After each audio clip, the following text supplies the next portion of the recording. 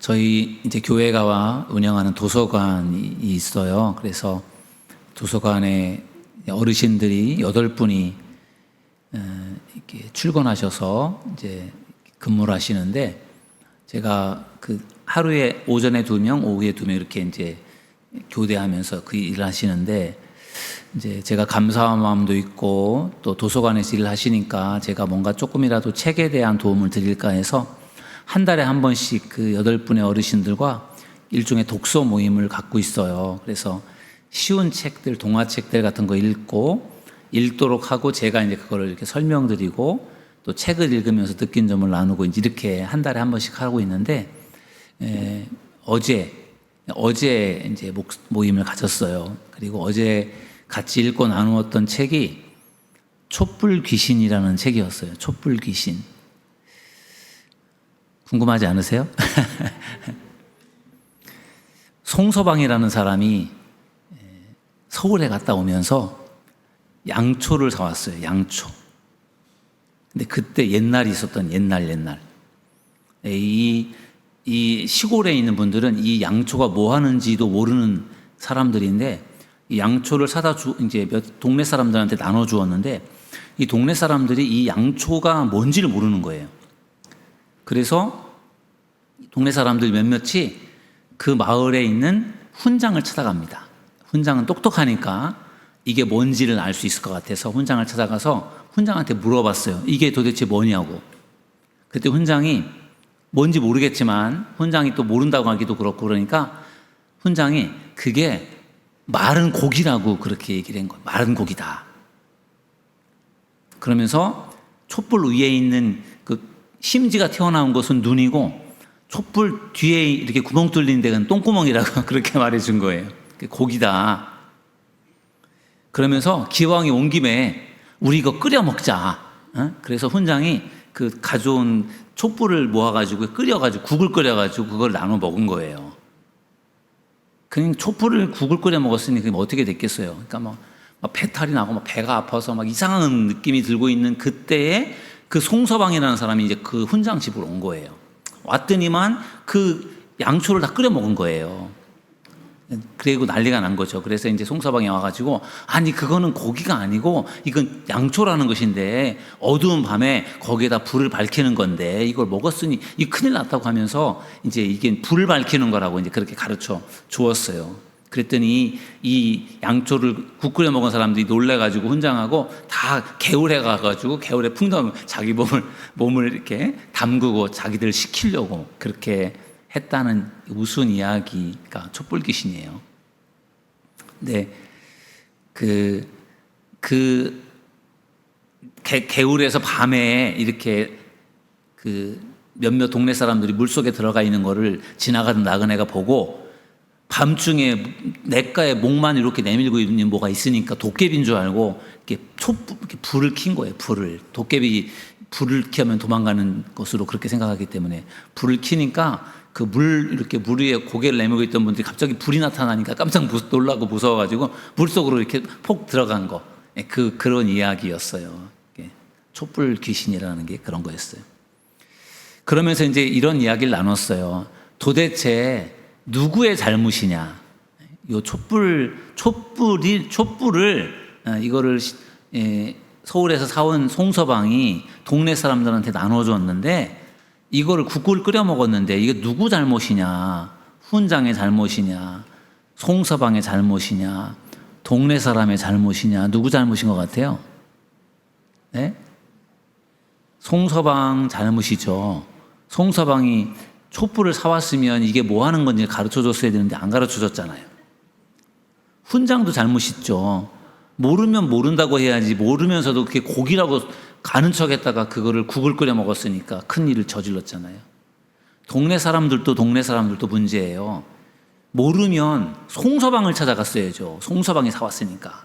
그 송서방을 찾아가서 물어봤어야 되는데 훈장을 찾아갔으니까 결국은 다 잘못한 거죠.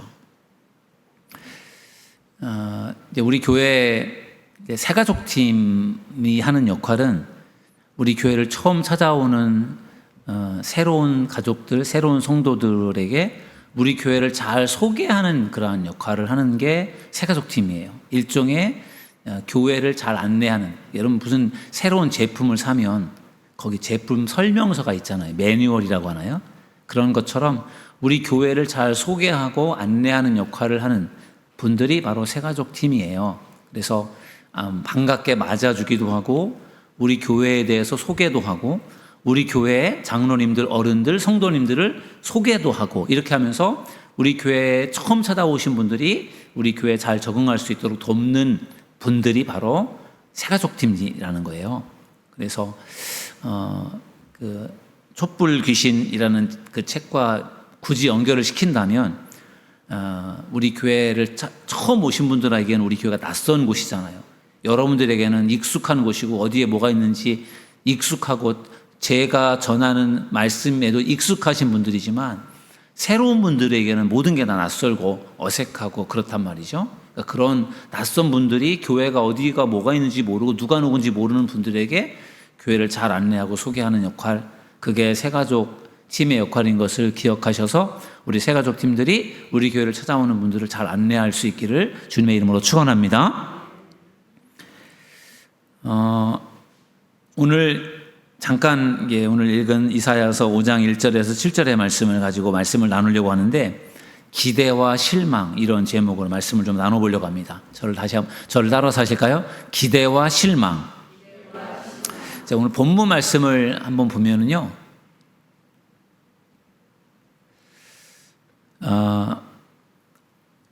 이사야 5장 말씀은 포도원의 노래라고 하는 그러한 말씀인데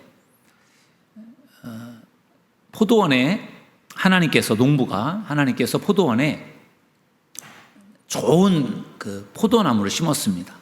아주 좋은 포도나무를 심었어요. 극상품의 포도나무를 심었어요.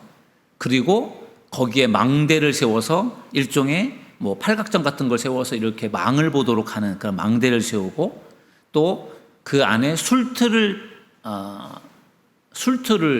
짰어요. 술틀은 포도를 아주 수확을 하면 그 포도즙을 짜는 그 기계예요. 그러니까 포도원이 꽤 큰 포도원에 좋은 포도나무를 심어놓고 거기에 망대도 세워놓고 술틀도 거기다가 만들어놓고 그러면서 좋은 포도 맺기를 기다린 거죠. 기대한 거예요. 당연히 좋은 극상품 포도나무를 심었으니까 거기에서 좋은 극상품 포도가 맺혀지기를 기대를 했는데 거기서 맺힌 포도가 뭐였다고요?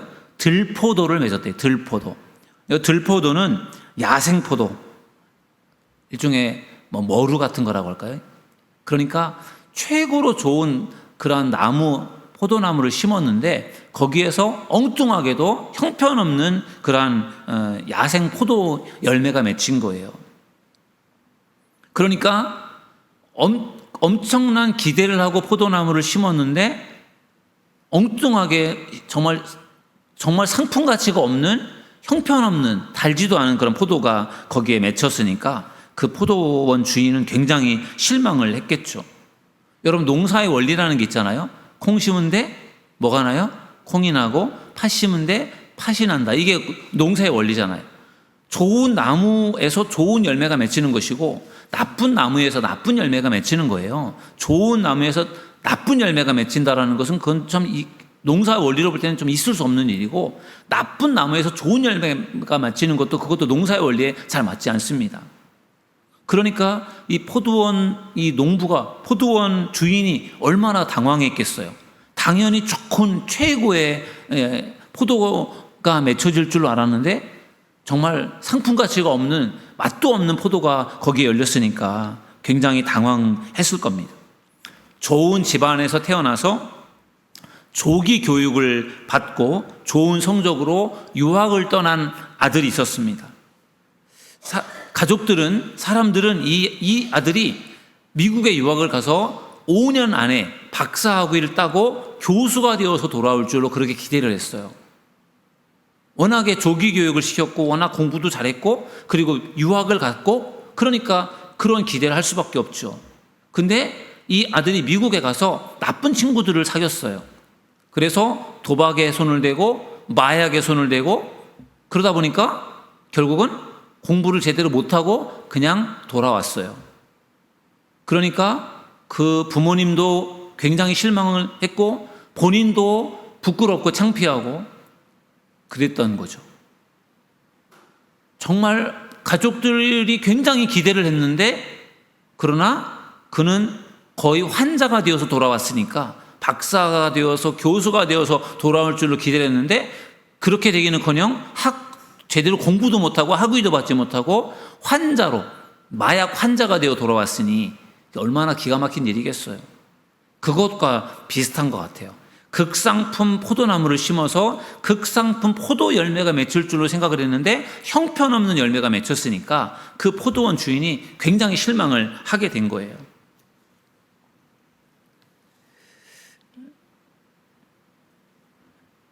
그러면은 이 이야기에 보면은요,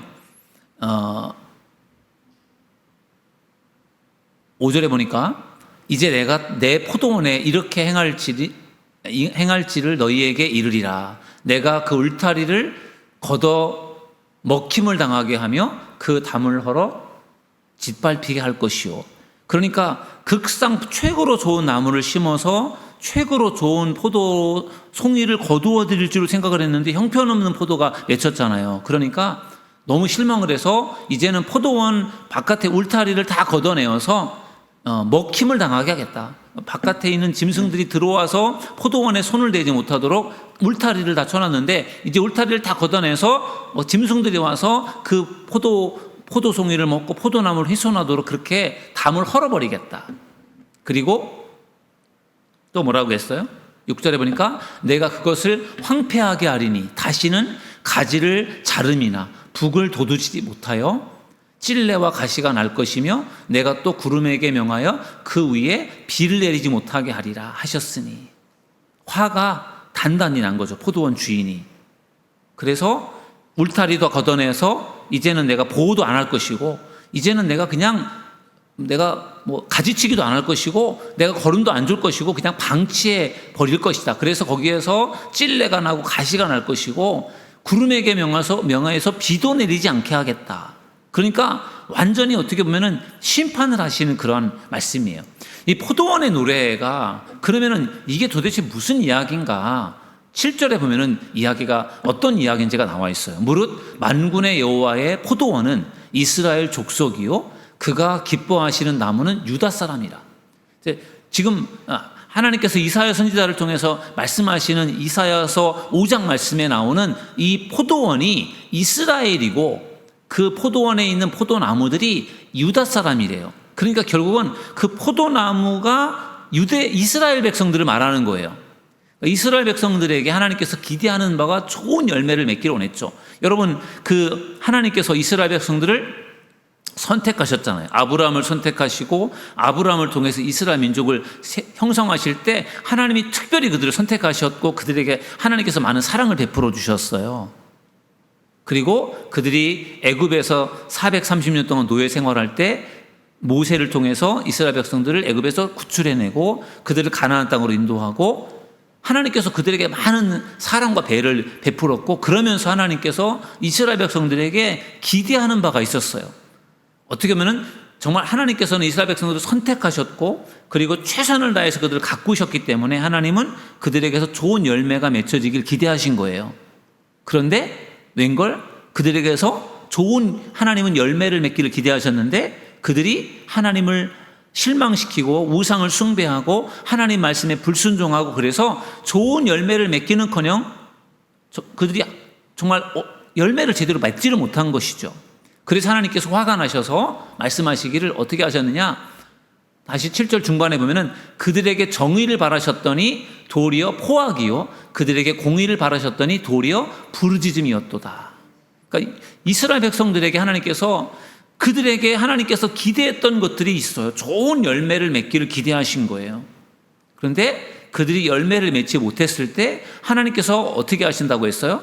다 울타리도 다 쳐버리고 그리고 그들이 비도 내리지 않게 할 것이고 그리고 그 포도원이 완전히 황폐하게 되도록 하겠다. 이거는 하나님께서 그들을 심판하겠다라고 하는 그러한 말씀을 하나님께서 들려주신 거예요. 하나님이 좋은 열매를, 누구보다도 좋은 열매를 맺기를 기대하셨는데 그 열매가 좋은 열매를 맺지 못하고 엉터리 같은 열매를 맺으니까, 아니 열매를 맺지 못하니까 하나님께서 거기에 대해서 너무 실망을 하시면서 심판을 하겠다고 그렇게 말씀을 하신 거예요. 여러분, 우리가 하나님께서 우리를 사랑하셔서 우리를 부르셨잖아요. 하나님의 택함을 받은 사람들이죠. 이스라엘 백성들을 하나님께서 택하신 것처럼 하나님께서 우리들을 선택하신 줄로 믿습니다. 하나님 우리를 선택하셔서 우리에게 많은 사랑을 베풀어 주시는데 하나님께서 우리에게 기대하는 바가 있어요. 기대하는 바가 있다는 거. 우리에게 뭔가 하나님께서 기대하는 열매가 있어요. 우리가 그것을 열매를 맺어서 하나님을 기쁘시게 해드려야 될 텐데 어떻게 하면 열매를 맺을 수 있느냐? 포도나무의 비유를 보면은 포도나무 가지가 포도나무에 잘 붙어 있으면 사실 포도나무를 통해서 뿌리에서 영양분을 공급받고 잎을 통해서 광합성 작용을 통해서 잎 영양분을 받고 그렇게 해서 좋은 열매를 맺을 수밖에 없어요. 예수님에게 연결되어서 우리가 영양분을 공급받으면 좋은 열매를 맺게 될 줄로 믿습니다. 주님과 친밀하게 지내고 주님과 가까이 지내면 우리는 좋은 열매를 맺을 수밖에 없어요. 그러나 우리가 주님으로부터 멀어지고 주님과 가까이 하지 않고 주님과 교제하지 않으면 우리는 좋은 열매를 맺을 수가 없는 것입니다. 그래서 좋은 열매를 맺게 되면 하나님께서 우리를 칭찬해 주시고 우리를 축복해 주시지만 좋은 열매를 맺지 못하면 우리는 심판을 받을 수밖에 없다라는 거예요. 이스라엘 백성들이 하나님을 섬기지 않고 우상을 숭배하고 좋은 열매를 맺지 못할 때 하나님께서 어떻게 하셨죠? 그들을 바벨론에게 멸망을 당하게 하고 바벨론의 포로로 잡혀가서 고통을 당하게 하시잖아요. 이사야서에서 하나님께서 그들을 경고하고 그들에게 하나님께서 회개를 촉구하고 그렇게 하는데도 불구하고 그들이 하나님의 그 말씀에 귀를 기울이지 않다가 결국은 다 심판을 받게 된 거죠. 하나님께서 우리에게도 기대하는 바가 있어요. 여러분들에게 기대하는 바가 있습니다. 그것은 열매입니다. 어떠한 모습으로든지 하나님 우리에게 좋은 열매를 맺기를 원하시는데 좋은 열매를 맺게 될 때 하나님께서 우리를 칭찬하시고 축복해 주실 줄 믿습니다. 그러나 열매를 맺지 못하면 하나님께서 우리를 심판하신다라는 거예요. 예수님께서 길을 가시다가 시장하셔서 배가 고파서 뭔가를 먹고 싶은데 이렇게 저 멀리 보니까 무화과나무가 눈에 들어왔어요. 무화과나무가 눈에 들어오는데 잎이 있는 걸 보고 예수님께서 가서 내가 저 무화과나무의 열매를 먹고 좀 허기를 채워야 되겠다 그렇게 생각을 하고 무화과나무 가까이 갔는데 가보니까 어떻게 되었었죠? 무화과나무의 잎만 무성하고 열매는 없었어요. 그래서 예수님께서 어떻게 하셨죠? 무화과나무를 저주했어요. 그랬더니 그 무화과나무가 나중에 볼일을 보고 돌아올 때 보니까 말라 죽어 있었습니다. 그러면서 성경은 뭐라고 말하고 있느냐? 그때는 무화과나무 열매를 맺을 때가 아니었다 그렇게 말하고 있어요. 무화과나무 입장에서는 억울하죠. 무화과나무의 열매를 맺을 수 있는 때가 아닌데 예수님께서 열매를 맺을 수 있는 때에 열매를 구하는 것이 아니라 열매를 맺을 수 없는 때에 열매를 구하면서 열매가 없다고 예수님께서 저주하셨단 말이에요. 이 무화과나무 이 이야기도 우리에게 중요한 교훈을 주는데 주님이 우리에게 원하시는 때 열매가 있어야 된다는 거예요. 주님, 아직 제가 준비가 안 되어 있고요. 아직 열매를 맺을 제가 때가 아니에요. 아직 준비가 안 되어 있어요. 이렇게 통할 수 없다라는 거죠. 주님이 우리에게 와서 열매를 원하시면 그때 우리가 열매를 보여드려야지 열매가 없으면 우리는 예수님에게 책망을 받을 수밖에 없다라는 것이죠. 그게 무화과나무 저주 사건을 통해서 우리에게 주시는 메시지예요. 오늘 포도원의 극상품의 포도를 심었는데 거기에서 들포도가 맺혀져서 그 포도원 주인이 어떻게 보면 그들을 심판하신 그러한 말씀과 예수님께서 무화과나무에게 열매를 기대했는데 열매가 없었을 때 예수님께서 그 무화과나무를 저주한 사건과 사실 굉장히 비슷해요. 그러면서 이것은 결국 우리들에게 어떤 의미인가? 주님께서도 우리에게 열매를 기대하신다는 거죠. 아까 말한 것처럼 콩 심은 데 콩 나고 팥 심은 데 팥 나는데 우리가 좋은 포도나무가 된다면, 우리가 좋은 포도나무라고 한다면 우리는 좋은 포도송이를 맺어야 될 줄로 믿습니다. 우리가 좋은 포도나무인데도 불구하고 우리에게서 좋은 포도송이가 맺히는 것이 아니라 들포도가 맺힌다. 그러면 이건 참 큰일 나는 거잖아요. 오늘 새가족 헌신 예배를 드리면서 오늘 금요치유 예배를 진행하는데요. 우리 새가족들을 통해서 우리 교회 안에 좋은 열매들이 맺혀질 수 있기를 주님의 이름으로 축원합니다. 우리 교회를 찾아오는 새가족들이 우리 교회 새가족팀의 잘 양육과 돌봄을 받아서 우리 교회에 찾아오는 성도들이 비록 들포도 같은 사람들이라고 할지라도, 들포도 나무 같은 사람들이라고 할지라도 우리 교회에 들어와서 우리 교회에서 신앙생활을 열심히 하면서 여기서 좋은 열매 맺을 수 있는 그런 교회가 될 수 있기를 주님의 이름으로 축원합니다. 우리 사도들 교회를 하나님께서 극상품 포도나무로 우리 교회를 세워두신 줄 믿습니다. 이곳에 우리가 극상품 포도나무 같은 그런 교회 안에 우리가 여기에서 신앙생활할 때 여러분들이 좋은 포도송이를 맺을 수 있게 되기를 주님의 이름으로 축원합니다. 그러면 하나님께서 우리를 분명히 칭찬하시고 축복해 주실 줄 믿습니다. 오늘 이 밤에 함께 예배하는 우리 모든 성도님들, 또 헌신 예배를 드리는 우리 새가족 팀들 모두가 우리가 좋은 열매를 맺어서 하나님 앞에 칭찬받고 인정받는 믿음의 사람들 되기를 주님의 이름으로 축원합니다.